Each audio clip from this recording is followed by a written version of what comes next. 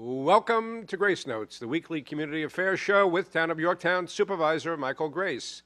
I'm Bruce Apar of Chase Media Group, and we always start off the show talking about what's happening around Yorktown. And by the way, Supervisor, there's a lot of stuff coming up, Yes, which is well, nice, right? yes, hopefully the snow's gone, Right. But even last night. But yeah, this is the active time of Yeah, year it's for nice. everything. Yeah. It's spring. Well, I just read a quote. It was something like, it's a famous quote. I don't know if it's Henry David Thoreau or something. Like, the first day of spring is one thing, but, the first day that is spring-like, right, is quite another. Yes. And so we've had a little tease of that, but like you say, maybe the warmth is going to be here to stay. And there's a lot of fundraisers coming up. You can tell we're getting into, for example, Relay for Life season. Right. So the Relay for Life teams are starting to do their fundraising. And so in that spirit, on April 23, the Vincent Miratello Special Olympics. All right. With my brother Vinny, she's done an amazing job with that foundation, and it's part of the New York Medals for Miles. I might be getting that backwards. If I am, I apologize. But so anyhow, on April 23rd, dine to donate at Jake's Wayback Burgers, and 10% of the proceeds go to Team Jake, which is in the Vincent Miratello Special Olympics. And then on Friday, April 25th, and we'll give a shout out to Ann Cutter, because I know she's involved with the Arbor Day celebration. Right. That starts at 4 p.m. it says, right here, right next to Town Hall, right? Patriot Park. Weather permitting, it's outside. Otherwise, it's inside Town Hall. Right. And then also on Friday, April 25th, is the third annual Comedy for a Cause event, which is another Relay for Life team fundraiser that's been held for 3 years. It's the third annual at Solaris. So they always do a good job. And it's only $25, which actually is a very, very, very fair price. And so that's a good cause. And then, of course, the big day, one of Yorktown's biggest days of the year, in fact, is April 26th, Saturday, Battle of Yorktown.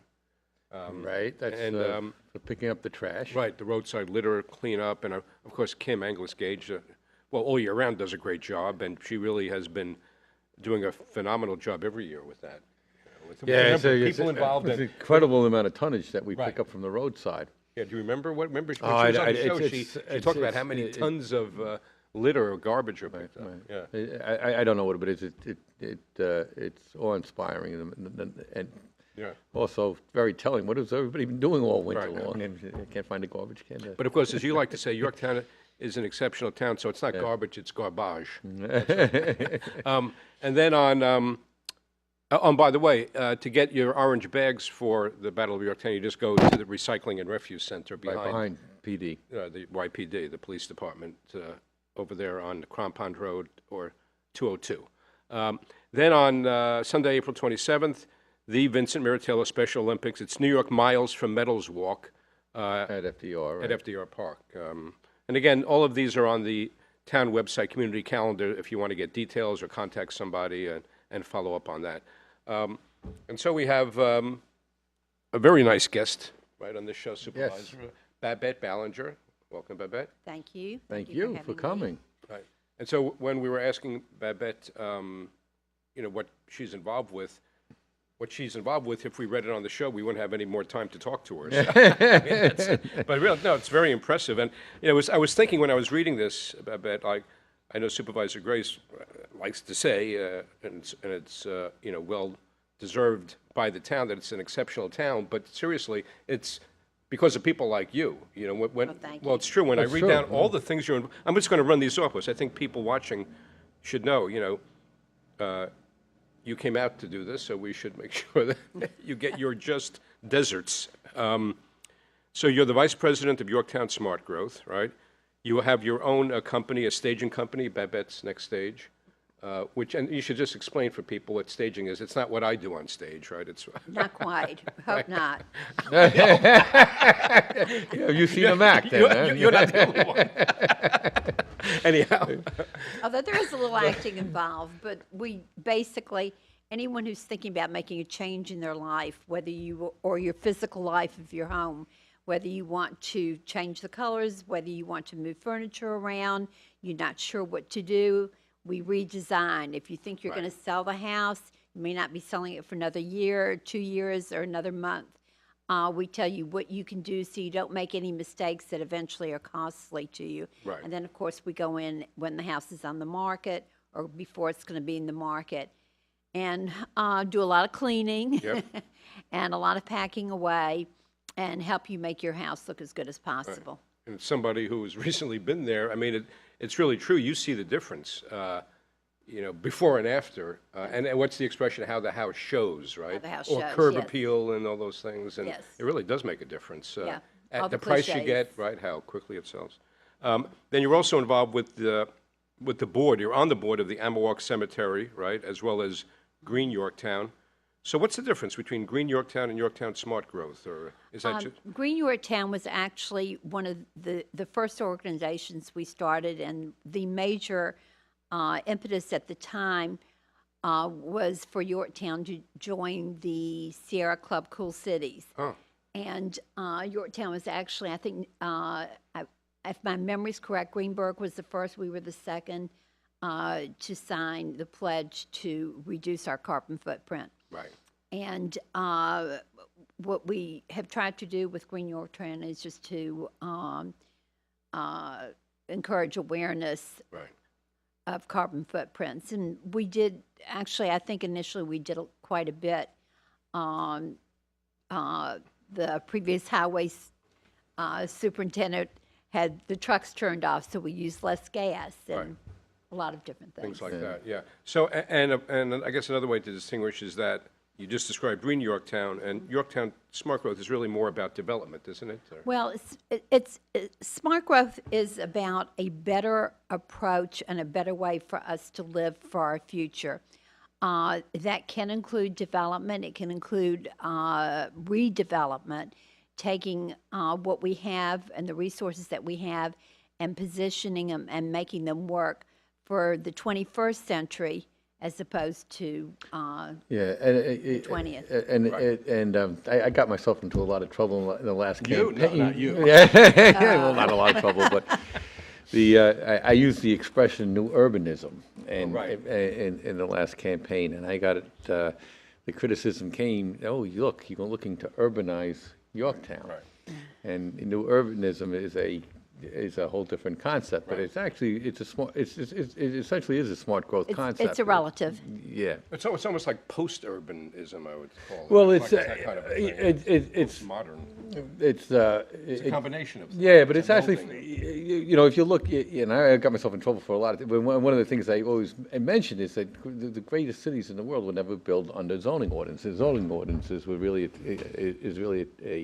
an American invention, and that probably arose mostly in the 1940s, 50s, kind of Euclidean zoning where you separated residential Right. from the industrial, from the commercial, and I guess it may, with the automobile and everybody traveling, you could do that. You could have the residents way away from the businesses and the centers of commerce. But all great cities that had everything you lived, worked, and had commerce all within the Mixed use. right Yeah. right there. Right. And with the automobile and with a lot of empty land, I guess in the United States, we've just kind of put a big squish down and spread it all Urban out. sprawl. Yeah. Yeah, right, urban sprawl, yeah. But we're coming back to the notions of what made great cities, which is really trying to bring everything, back together. And I actually had a very interesting conversation with a guy today about doing a potential multifamily type of residential use in one of our hamlet areas. And it really is it is the concept of new urbanism to basically, so what you do create is we're not an automobile society anymore. As a matter of fact, the next generation coming up, and they're even showing statistically that a lot of them don't get their licenses or prolong their, they usually used to, when I was a kid, the minute you turned 16, you were out trying to get your license. Tennessee was 14. But now they don't, a lot of kids don't, forfeit the whole idea of getting their licenses. They rather be in their smartphone and on the train than behind a wheel, whatever. But Right. so it's really creating, trying to bring back the the mixed use where you have residential and commercial and, service all within proximity of each other. So you have walkable communities and connectivity that way. And there are a few things on the, in the works, even in the town of Yorktown, to try to create that, which I think is a very Well, important one of the things that we are doing is next Tuesday night at Nothing to It, we're having a meeting at 7:30 just to discuss some of the, you have to update everybody on whatever's been going on in town for those who have missed town meetings. And also, we are trying to, within the next year, we want to set up a series of events where we have everyone come. We have speakers who come and who talk about what we can do in a town like Yorktown to make it using not building new things, not but taking what we have and redeveloping it in a way to make this town more accessible, more walkable, more romantic. And we've had a couple of little meetings where there's some very talented people who have fabulous ideas. And there are things that are not necessarily, we're not talking about having to, tear down and redo. And I think it's very exciting. So we're really hoping that a lot of people do come and bring creative new ideas for positive things. And that's what we're looking for. Yeah, we talked before getting on the air. I think a lot of what you have to make some progress, and it's really just there's just tweaking that we have to do in the town. Yes. But you have to there is a necessity. Baby steps. And if you have enough, baby starts, and if you have enough little baby steps, they toddle, and then eventually you've really gone somewhere.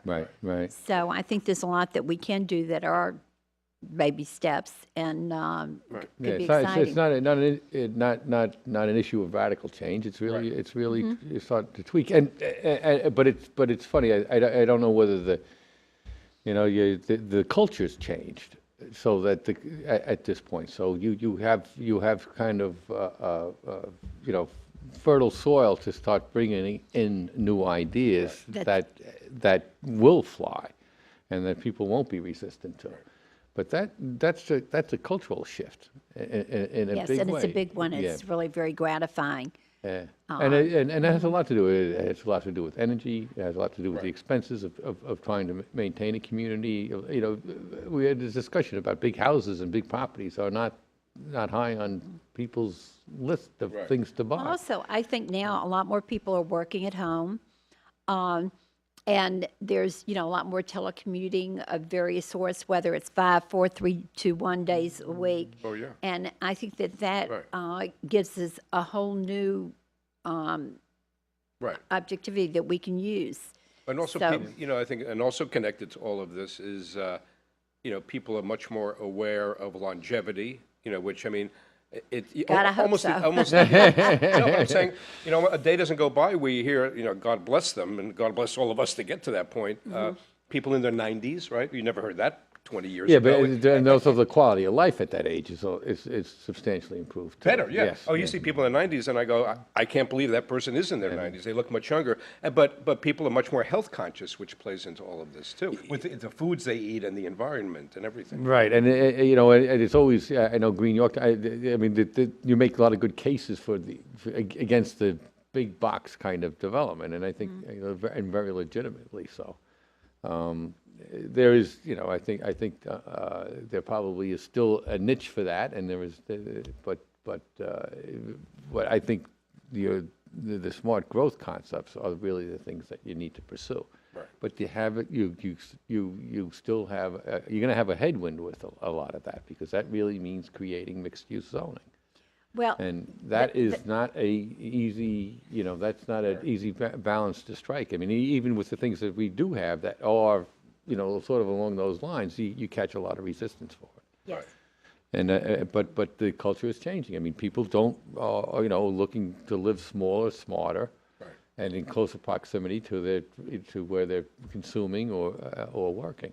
They they're not getting into their cars and wanting to drive big distances. They don't want to be locked out of the communities. They really do like to have communities where they can go out of their residence and walk to where, the services and restaurants, and Right.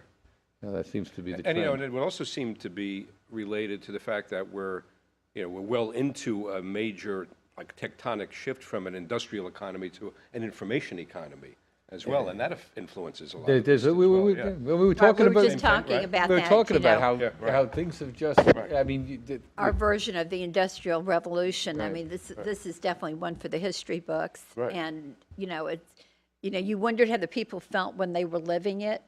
And, now it's just, I'm becoming, I can see myself becoming one of those people. No more, I refuse to tweet, it's enough already. No, but I mean, you look at the cities, who have a legacy of smokestack industries, they're not doing well. I mean, Detroit looks like it's coming back, but, that sort of is the epitome of it. Depends what part of Detroit. Talking about, right, yes, right. But the communities that are going to have longevity and thrive are those communities that are really kind of adopting these smart growth principles. Right, yeah. But that is a seismic departure from what I call the Euclidean zoning approach to land use and Exactly. planning, where I have all the residents here, I have all the commercial here, I have all, it's also separated, and that's what it's funny. I It's think. also very sterile. Well, you know what, I think if you even talk to real estate people, that market's not being driven anymore. So, the market that's really being driven now is where you have, it is type of common wall residential development in close proximity to amenities. Non-residential amenities, so whether it's parks or fitness centers or shopping or restaurants, that's what people want. That seems to be the trend towards where people want to live, and those are the things that seem to be selling. I think it was you that we talked about, was it the State Land Corp property? Yes. And it was you, right? Yes, that talked it was about me. Yes. I was trying to get a slightly, this is a little off topic, a slightly different train of thinking. One of my favorite places is a development that was done by Leland Brothers over across the river in Warwick Grove. And basically what they've done is they've rebuilt a community similar to the ones in Destin, Apalachicola, some in South Carolina. That's like an old-fashioned community. You have houses that are decent size, they're lovely, but they're all within an area that you can walk into the little town. And the idea is that you develop them, and it's basically, I don't know if you want to call it senior housing or not, it's not exclusive to it, but it's not a big complex. It's little houses, and what it does is that it automatically builds community. So there's one big swimming pool, there's one clubhouse, there's a compound. They have music, they have an arts center, Right. and it's fabulous. And it's something that I think, on a different scale that we can do here, if we can just look, and it was one of the things I thought, well, there isn't that much property to develop, but what if we think about what we have and we do something and try to encourage doing something that is more inclusive for the way we want to live today. It's a lot of the proposals that are starting to come into the town all along those concepts. That's fabulous. But because they include a residential component, but they also they also want to include some type of non-residential amenity. Mm-hmm.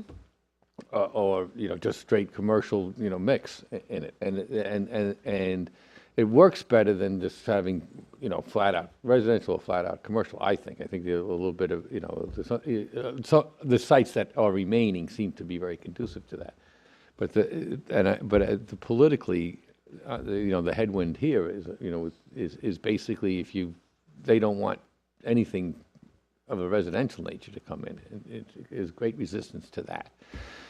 And that's under the belief that if you build homes, you will breed children, and then they'll go to the schools. And the misinformation, the misinformation in that is essentially, schools, especially the school populations here, have been steadily right, decreasing. the enrollment is diminishing. And it's really if you want to look at the cost of educating the students on a per capita basis, but you have to spread all the fixed costs over the per capita. So the more students you have doesn't mean that the more expenses you have. Actually, maybe that on a per capita basis it decreases, which means that the schools just have a bigger, have more funding resources and less, per pupil overhead. Right.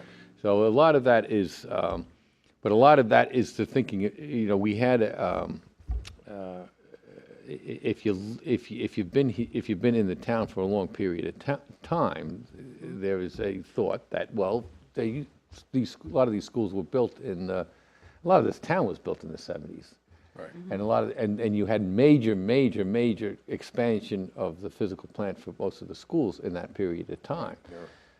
And so the notion was, this is what's going to happen in perpetuity if you keep on, and it's not. It's actually going in the other direction. But you have to really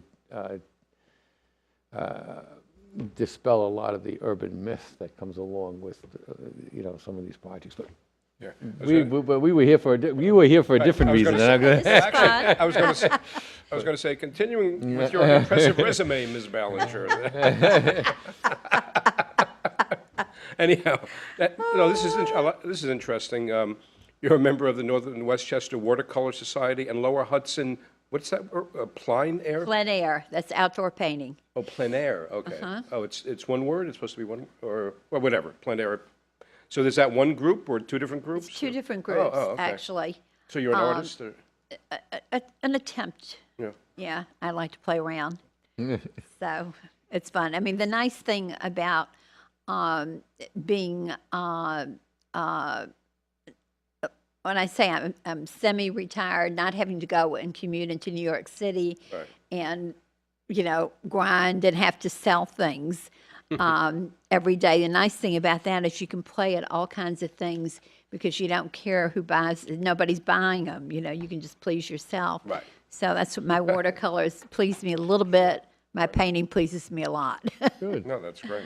And then you also mentioned you're a counselor for SCORE, which of course is the small business support group. Yes. That you should tell us, that they sort of have a new initiative in Yorktown, right? Yeah, actually, I think it's kind of exciting.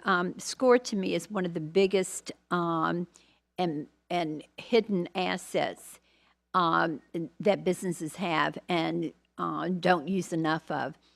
It's a core of retired executives, and we're kind of striated across rather than vertically in the county, so we're associated in Yorktown with the Putnam office, primarily because out of Carmel, a lot of us live here and in Heritage Hills. So with the help of the town board and with the Yorktown Chamber of Commerce, we counsel whenever anybody wants us on Fridays usually in the chamber conference room. And anyone who has an existing business that they want to grow, we have people who want to sell an existing business, people who want to buy a business, people who want to open a business. We work with them. We help them get their concepts, their ideas, do all their homework, their finances, everything that you would need in order. If people who have a business they want to grow, they're not sure how to, or they're at whatever crossroad they are, we work with them. The people that I work with are just unbelievably talented. They've been CEOs and CFOs of major corporations. And then we also work with, people who come in with difficult stories and they need to reinvent themselves. for one reason or another, or they have an idea that's just totally not realistic. But we help them get to the next step in their lives. And this is at no cost to And them. it's at It's like- That's what's absolutely, amazing about it. It's totally I mean, you volunteer. couldn't pay for this. I mean, Right, that's right. we had a contractor who was absolutely fantastic, but he was just not getting it together because he just didn't understand what came first. He had too much work. So we helped him with a calendar. I even got some friends of my daughter who are working for him part-time, and the guy's doing fantastically well. Just helping him reorganize his thinking, et cetera. So it's very rewarding, and it's great. And I really encourage anybody who has any use for it, whether big business, small, we do all kinds. Our biggest success story is a woman who, during the recession, they lost their store, et cetera, and her husband was working at a call center, and she was making him little granola bars because he didn't want to go out for lunch. He didn't have the money to go out for lunch, so he was taking the granola bars, trying not to crunch, while he was on the phone, and all the people he was working with said, "Let me have one." So she started baking for the whole call center. So she came to us and said, "What do I do?" So the guys worked with her. They worked with her with packaging, with financing, assisting her in finding kitchens, what have you. And now she has a business. She sells Whole Foods, Really? Lola Granola. I'll tell you. So it's just The friendly Shark Tank. anything. Exactly. Baby sharks. And so, is this every Friday, Babette, that it's held at the Whenever Chamber we of have Commerce? clients here, we do it. And how does somebody, like You people watching? you can go online to score.org and you can find the Carmel office, and you'll find a phone number for them, and you set up an appointment or email and just say you want to work with the Yorktown counselors. Right. No, that's great. It really is. That's a great service, yeah. And she's also, you've done with, Yeah. you're not quite done with the resume, are you? exactly. Right. You saw? No, I know, but because I know things about her that Have you a little haven't mentioned yet. a little ADD here. No, well, to that point, I guess that's why we think alike. So you sent in all these things, and then, of course, I added, and member of the Supervisor's new Arts Council. Well, Oh, is there something I don't no, know?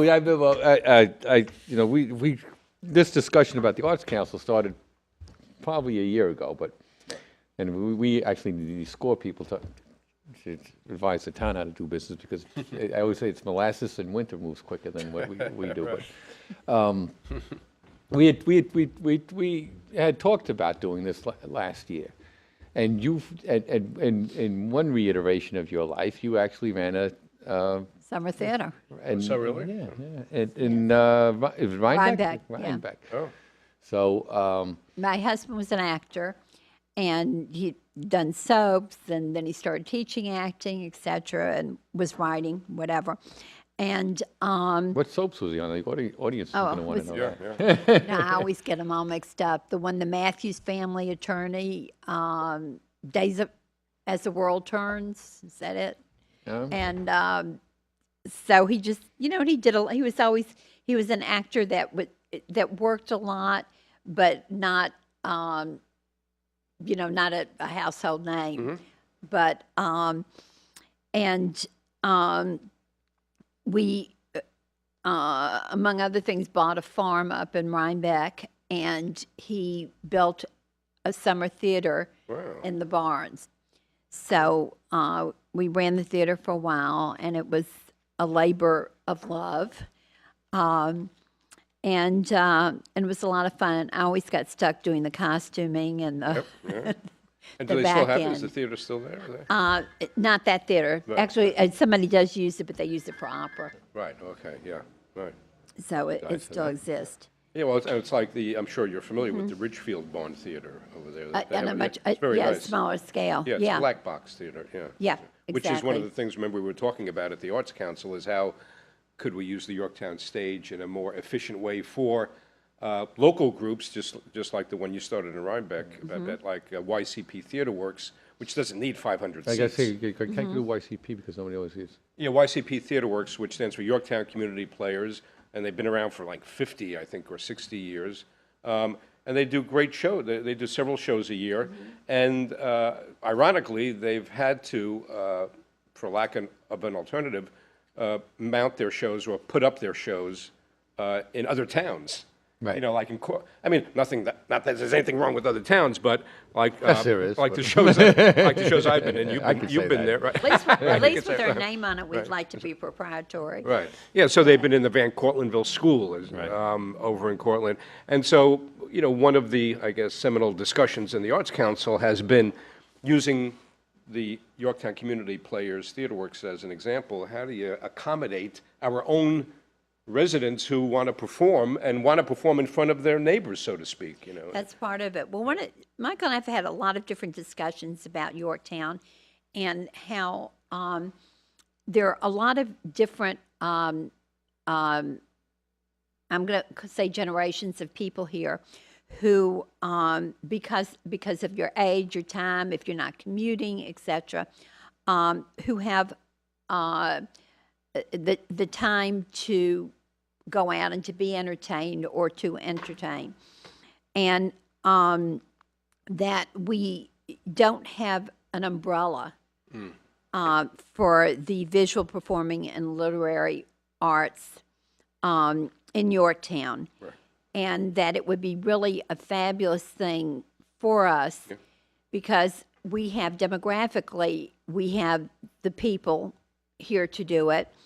If you take Peekskill, which doesn't have the demographics that we do, but is far more successful culturally than we are, it's kind of a shame. And by the way, I just want to mention, recently I was at the Gateway Chamber of Commerce expo that they hold at Colonial Terrace, and there was a table there, and I stopped and was talking to the person. You know, there is a Peekskill Arts Alliance, Yes, so that's the kind of thing that we're talking about. exactly. Katona has it. Right.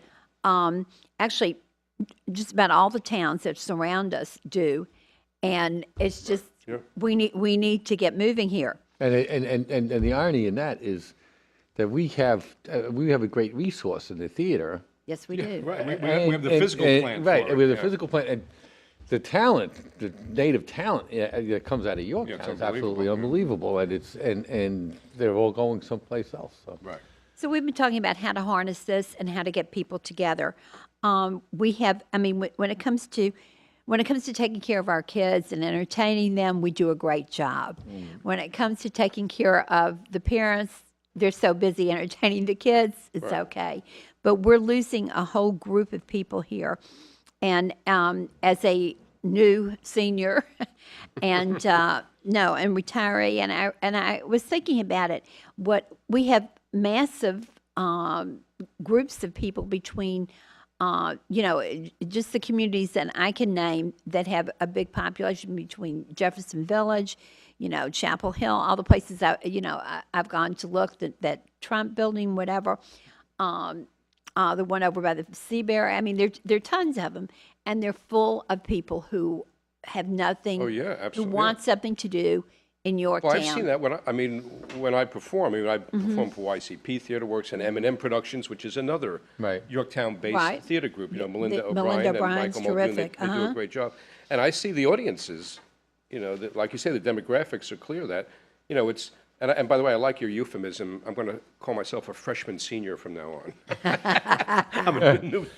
When I get to that point, I'll call myself a freshman senior. But you're right. That's the demographic. They're looking for things to do. That's the point. And we don't want to lose them because when you talk about, these are the people that really have the time to build community, to make community, and to really to make good things happen.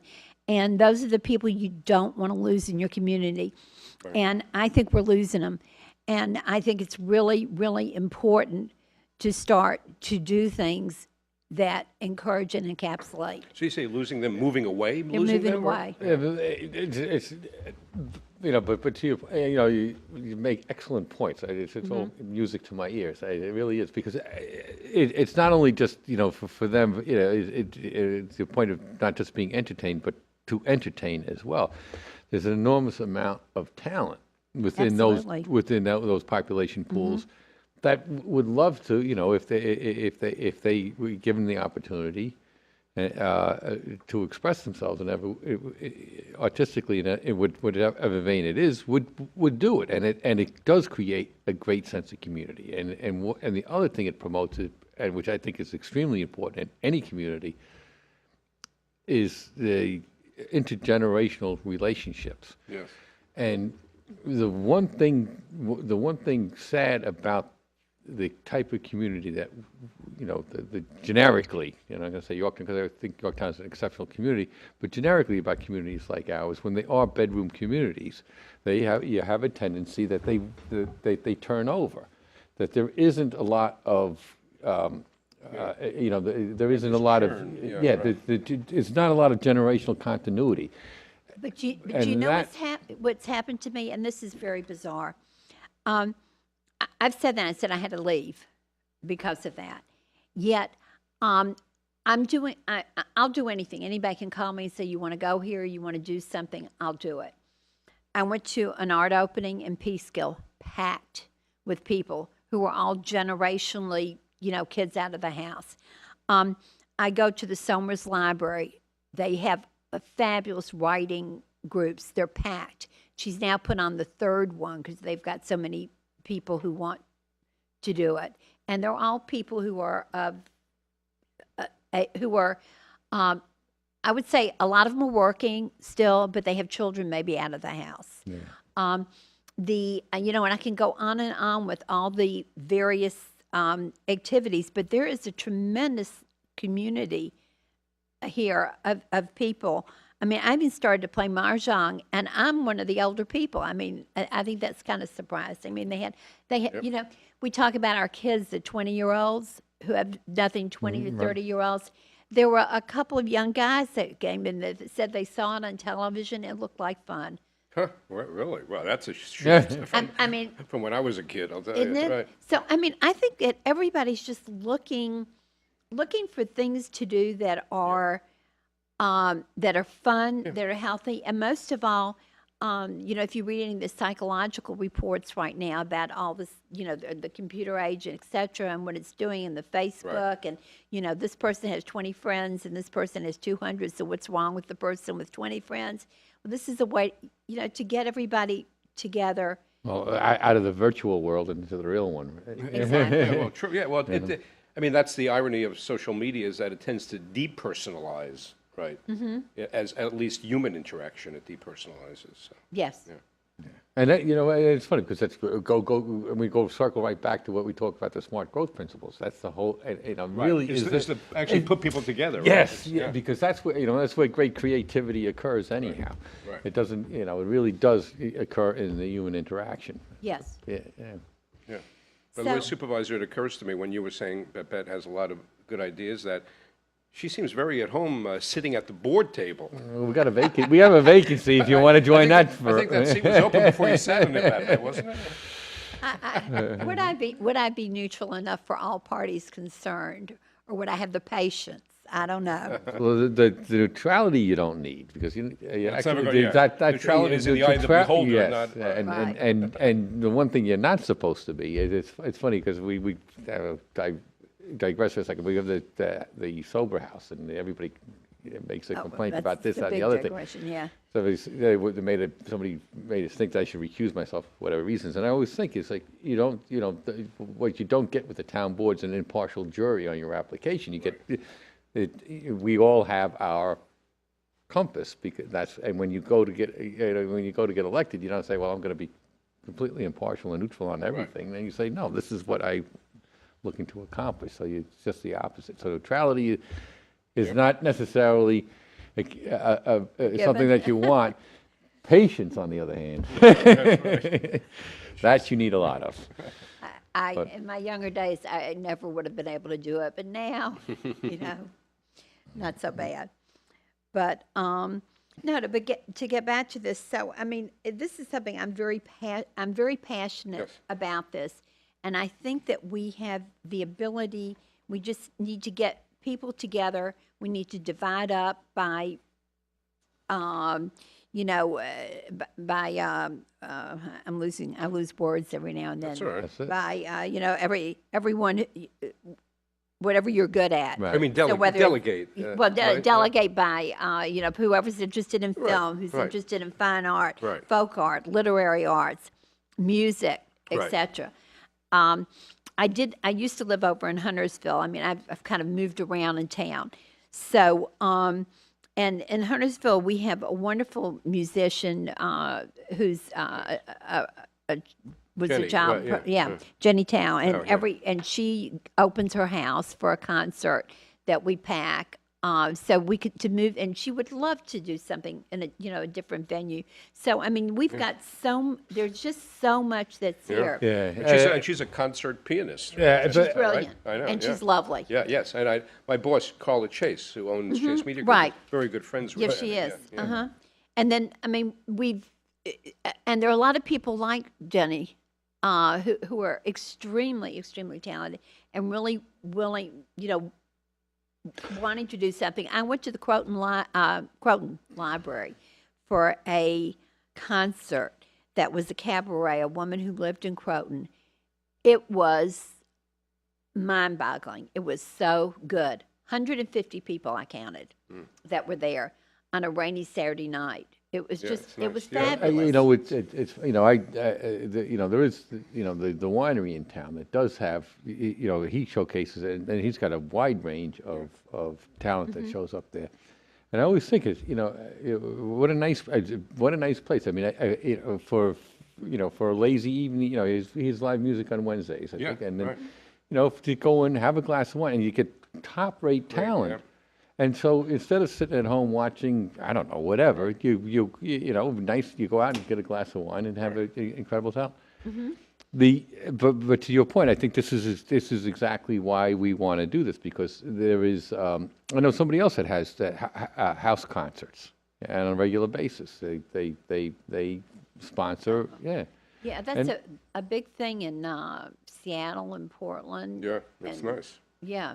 Where They're great. somebody sponsors an entertainer, and everybody chips in. And everybody some- comes in and chips Right. in whatever they feel People, like. hey, Oh, I see yeah, what they you throw mean. it into the hat, and the entertainer takes that, and usually the host, it may be a potluck, dinner invitation or whatever, but And also, speaking of this, two of the most talented and loveliest people in town I know, Scott Bierko and Beth Bierko, who are professional children's entertainers.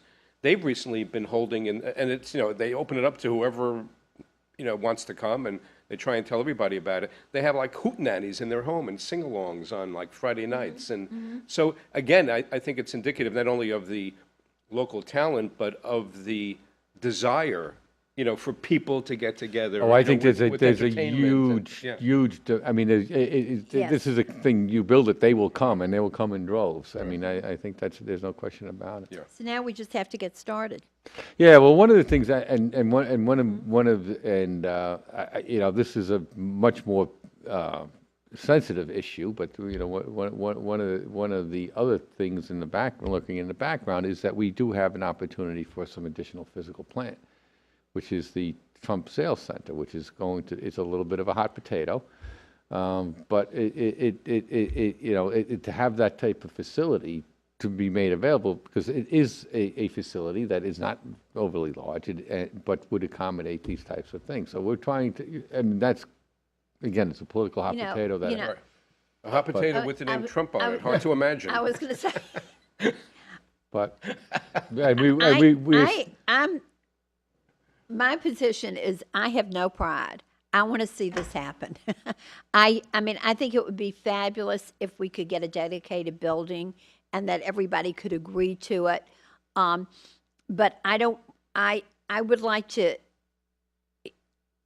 How do they say? If you build it, we will come, or Field of something. Dreams, Well, the Field of Dreams. Well, I kind of feel that that people here just need to be awakened a little bit to see what will happen when you start doing art events. It will encourage your restaurants. Right. You're going to have. I mean, we talk about the town. It's not. We don't have any more small stores here. I mean, whenever I sit, one of the lovely things about being on the Amawak board is that there are people who've grown up here and are second, third generation. So you've got wonderful stories, and we're working on a project of trying to document Huntersville and everything that happened, which has brought us into all these amazing things of what used to be here. I mean, this was a dynamic place with hotels and all kinds of fabulous entertainment. And so I think that if we can get everybody enthusiastic about starting to do things and coming to events and seeing what they are, then maybe they'll also recognize the need. Yeah, and again, I think you're 100% right, and because there are opportunities for us. Plus, there also, I think there's enough of a demand out there that even in our planning, we can start to create the physical plant to accommodate this. A lot of it is, we talk about relocating the highway garage. Part of that is to connect the parks, maybe even have a permanent band shelter or performing stage over at behind Town Hall over here, but where Patriot Park is, because you could also create a natural amphitheater over there. But it's all these things, and I think, and to your point, this does create. It does begin to shrink the town and to become a smaller community again, and makes it desirable and creates, I think, it's the intergenerational connectivity, which I think is very important because you don't want people to be coming. I buy a house, I raise my kids, I leave, and there's no. No, I mean, I think one of the greatest things that we have here are the concerts, the summer concerts. Yeah. Yeah, the Lions Club concerts. And yeah. they're fabulous. And you look at the people that are, I mean, they're packed. Yeah. You look at the intergenerational crowd there. Right. Everybody has a great time. Yes. But the issue there is, and it becomes a financial one. That's sponsored by the Lions. Right. So the Lions, it's co-sponsored by the Lions in the town of Yorktown. And they rely. They're all free, so they rely on selling raffles and donations for people that get there. Sometimes they make it, sometimes they don't. You get bad weather, then everybody gets crammed into the YCC, and the numbers drop and everything. And it's once every 2 weeks. Every other Sunday. Yeah, Yeah, just more or about. less, Yeah, yeah, maybe right. because they maybe have 6 to 8 the whole summer. Right. But the thing is, we could do it on a much more frequent basis. Plus, they go out and pay for talent, which can be expensive. Some of the talent gets $6,000 to $8,000, $10,000 for putting on a show. But there's so much local talent that wants to showcase themselves, which would almost just do it for the able to showcase themselves. Right. I think we Yeah, have. that's right. I think we have the facilities to do it. I think we could do an outdoor paint out. Right. Right. Throughout I've gone to some terrific ones in Connecticut where people just come in and you get a number, you go out and paint wherever you want to. And, we could do it all around, I forget the names of all the parks, the railroad. By the way, that would be a great project to somehow try to combine with Relay for Life when they always paint the town purple. Like you can make it a purple paint out or something. But like yeah, that, but right? yeah, I mean, You know what? Why not? Right, But right, even if you brought in artists to go, even if it's Railroad Park or it becomes Patriot Park, I can bring an artist with an email. Yeah, and Everybody'd be thrilled. Right. I mean, And then- and they're yeah, great. yeah. and then you look. I mean, the restaurants. Because we have some exceptionally good and very, very talented people here, who I've met because T-Town has a weekend every year, and they have actually the man who did it this past year and taught is from Croton, and he's brilliant. He's one of the best people. I've taken a lot of classes with a lot of fabulous people. He was unbelievable. I'm going to pronounce his last name wrong, but Chris, I want to say Mangiadini, and I know I said it wrong. Okay. Sorry, Chris. But anyhow, and he's actually giving me a class at Silvermine this summer. But you can't imagine how fabulous some people. Dee Dee Aronian is a wonderful painter. Elise Graham, I'm who's sure I got know her Elise. truck. I know That Elise, yeah. she couldn't open a gallery. She had to open a truck and is going around. Well, my brother's a landscape artist, and he goes with he's constantly going on these little jaunts to wherever. He actually went to Italy to whatever. So I mean, that would be least one of us is doing a one, paint out right? doesn't cost anything, and So, it would yeah. be just great fun. And we've got, we're the home to all these wonderful ice cream places. Right. So, you No, know, yeah, but it's just just being creative. Right. And I think it's funny because we had our one meeting, Mm-hmm. and it did get some play, I think, on Facebook, and some people did, have Mm-hmm. asked to be on it, and then I saw one comment that somebody tried to start this back in under Cooper's administration, and it just never caught traction for some reason. But So it's a new era, new supervisor. She might have, because at the time she was doing, she was trying to get some creativity. Yeah, no, Linda did a great job with a And, lot of yeah. initiatives. Yes, no, I worked with her on a number of things. No, I know she had had interviewed a lot my of energy husband and a at lot the time. of creativity. Stuff, yeah. But we do have to start to wrap it up, and it occurs to me it would be very appropriate to wrap it up by mentioning, as we normally do at the beginning of the show, that the Yorktown stage has coming up in only a couple of weekends, The King and I. King and I, right. Yeah, which is always a great show. That'll be fabulous, Rogers and Hammerstein's Rogers and Hammerstein classic with great music in it. And also, again, going back to the Relay for Life fundraisers that are starting to gather momentum, and local talent, it rolled up all into one. Band for the Cause, right? Yeah, It's it's on Friday, May 2nd at Bounce on Front Street. 3 great local bands that we're familiar with, we've seen them in a lot of places, will be doing almost like a Battle of the Bands fundraiser, but they're not battling, at Bounce. It's and that's Class Action. Chain of Fools, Right. and I think the Trundle family, right? yeah. And so it's like band together to fight cancer, I think something like that. Nice, So yeah. you should look into that. That's going to be a great night too. So, But yeah, hopefully, we're going to be seeing a lot of you. yeah. So that No, it's true, Pepe. You it's bring up not- great energy and This will be and Southern exciting. It'll charm. be fun. By the way, the Southern charm doesn't hurt either. So. Yeah, we're from Tennessee from Memphis, yeah. long time ago.